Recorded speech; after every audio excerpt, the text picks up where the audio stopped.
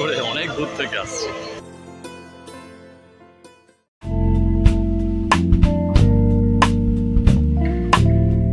তো আমরা পৌঁছে গেছি একেবারে বড়বাড়ির সামনে। এখান থেকে পুলিশ দড়ি ফেলে রুট মার্কিং করছে। তো আমরা একেবারে মেন যে এন্ট্রান্স যেখানে লাইটিং সেখানে পৌঁছেছি। এবার এখান থেকে লাইটিং দেখুন, কত সুন্দর সমস্ত কিছু লাইটিং হয়েছে। অনেক কষ্ট করে অনেক দূর থেকে আসছি। আমাদের বাড়ি থেকে প্রায় 3 ঘন্টার দূরত্ব হচ্ছে এই শ্রীভূমি স্পোর্টিং ক্লাবের এই পূজা মণ্ডপ। তো আমরা সেইভাবেই প্রস্তুতি নিয়ে বেরিয়ে পড়েছি এবং এক বিশাল ভিড় ঠেলে যথারীতি আমরা এই শ্রীভূমির পূজা মণ্ডপে পৌঁছচ্ছি এবং ভিড়ের পরিমাণটা দেখুন, মারাত্মক ভিড়।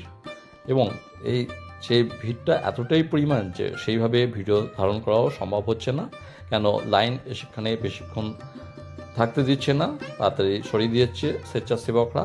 এবং এখানে যে মণ্ডপটি হয়েছে সেটি ডিজনিল্যান্ডের আদপে একটি মণ্ডপ সজ্জা হয়েছে, যাতে একটু 3D লাইটিং আছে এবং স্বর্ণালঙ্কার ভূষিত প্রতিমা আছে, যার কারণে এখানে ভিড়ের পরিমাণটা যথেষ্টই বেশি।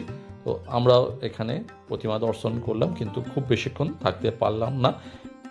আমরা ঠাকুর দেখার পর বাইরে বেরিয়ে এবার একটু টুকটাক খাওয়া দাওয়া সারছি।